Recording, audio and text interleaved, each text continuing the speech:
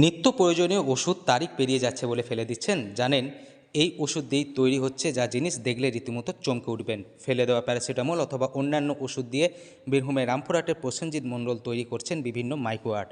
এখনও অবধি যে সমস্ত পুরনো ট্যাবলেটগুলো নষ্ট হয়ে যায় সেগুলো খোদাই করে মা দুর্গা, গণেশ, রবি ঠাকুর এমন অনেক মনীষী আমি তৈরি করেছি এবং চালের ওপর টাইটানিক জাহাজ থেকে শুরু করে এপিজে আব্দুল কালাম এই সমস্ত মাইক্রো পেন্টিংগুলোও করেছি।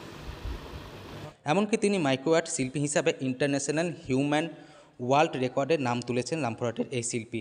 নিষ্ঠা, ধৈর্য ও কঠোর প্রচেষ্টাকে কাজে লাগিয়ে কখনো মেয়াদ উত্তীর্ণ ট্যাবলেট খোদাই করে রবীন্দ্রনাথ ঠাকুর, দশভুজা দুর্গামা, গণেশের মূর্তি, কখনো আবার একটি চালের ওপর টাইটানিক জাহাজ, এতেই বাজিমাত করেছে প্রসেনজিৎ। সবসময় শিল্পকর্ম নিয়ে আমার থাকা এবং শিল্পকর্মটাকে আমি ছোটোবেলা থেকেই ভালোবাসি। যদিও প্রথাগতভাবে কোনো শিক্ষা আমি সেভাবে করিনি, তবে এই কাজটাকে খুব ভালোবাসি। কিছু বিস্ময়কর মাইক্রো আর্টে একের পর এক বিশ্ব রেকর্ড। গত 22 মে ইন্টারন্যাশনাল হিউম্যান ওয়ার্ল্ড রেকর্ডের বেস্ট মাইক্রো কালচারাল আর্টিস্ট খেতাব জয় করলেন তিনি। আর্ট কলেজের ডিগ্রি ছাড়াই একের পর এক রেকর্ড। তার মস্তিষ্ক প্রসূত সৃষ্টি দর্শকদের নজর কাড়ে। ঝুলিতে এসেছে একাধিক পুরস্কার ও সম্মান। অ্যাচিভমেন্ট পেয়েছি, ইন্ডিয়া বুক অফ রেকর্ডে নাম উঠেছে, তারপর ম্যাজিক বুক অফ রেকর্ড এবং লন্ডন বুক অফ রেকর্ড, তারপর গোটা ভারতবর্ষ, গোটা বিশ্বব্যাপী একটা মাইক্রো আর্টের কম্পিটিশন হয়েছিল, সেখানে 20টি একে হারিয়ে আমি প্রথম স্থান পেয়েছিলাম এবং ইদানিং একটা নতুন একটা অ্যাচিভমেন্ট পেয়েছি। কী নাম?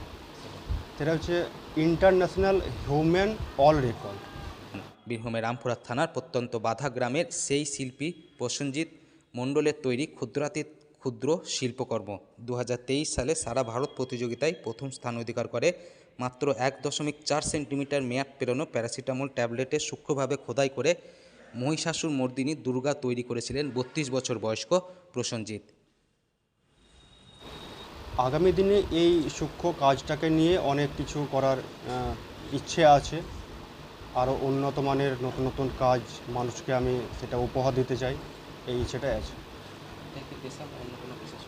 হ্যাঁ, এটা পেশা নয়, এটা শখ।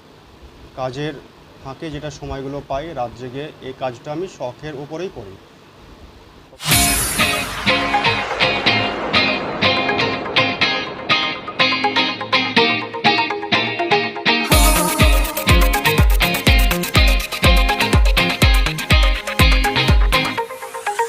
Oh, oh, oh.